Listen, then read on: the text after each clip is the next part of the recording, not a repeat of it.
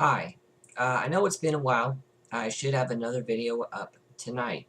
But first, I wanted to make a quick response to a video by Thunderbolt94 called The Problem of Pain, and how I think it relates to a Stick'em discussion that I was having last night, which involved Christian, whose point of view I think would be similar to Thunderbolt's.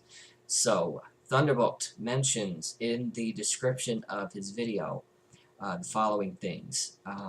I would argue that because there is so much suffering, that makes God even more relevant, because without the existence of God, we would have no means to escape the means of pain and suffering. We as mankind are corrupt to the core, and without a benevolent God, there is no reason for there to be pain and suffering.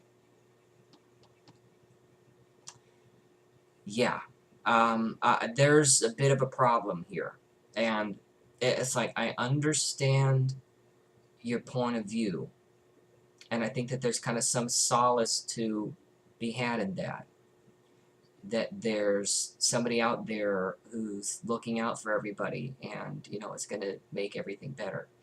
But saying that there's no reason for pain and suffering to exist if a benevolent God doesn't exist is like saying that there's no reason for death to exist if there isn't an afterlife. I think that that's kind of approaching this in the wrong way.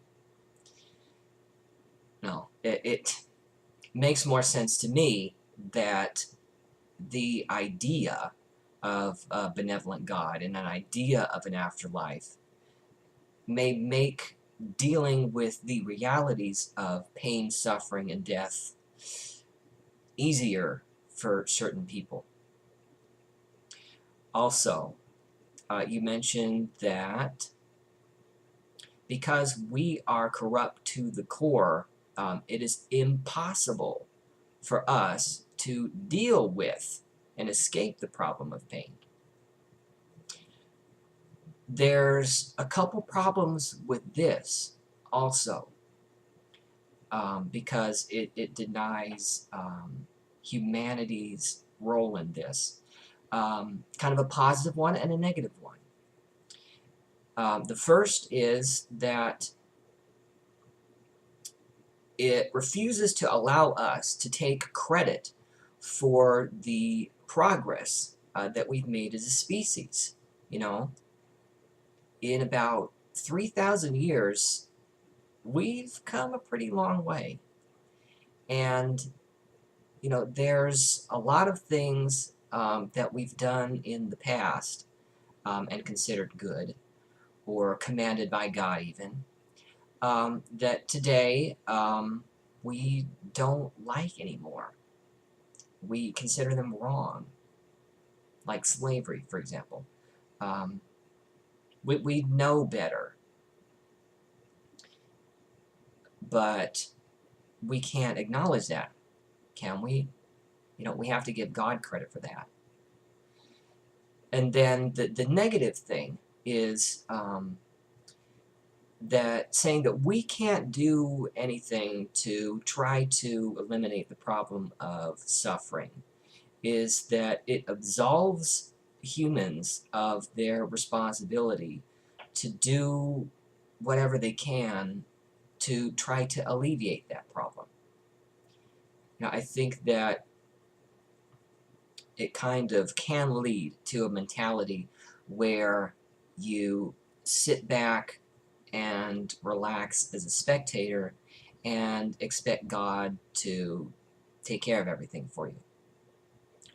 Or in certain American Christians' point of view, sit back and relax because the world's going to hell in a handbasket anyway, and sooner than later Jesus is going to be coming back. So there's no reason to try to change anything for the positive.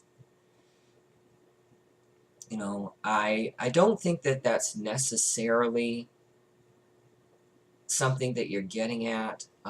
in your video. You know, I think that a lot of Christians, when dealing with suffering in their own lives or in the lives of people that they know, they don't even react in this kind of way, in a completely passive way. You know, they actually do go out of their way to try to help other people because they feel that that's something that they've been commanded to do. But this kind of fallback position, it's like it can provide a solace in a way, but I think that it may be trying to shove some huge problems under a rug. Anyway, those were my thoughts on your video. I would be interested in a response. Thank you for your time. Peace out.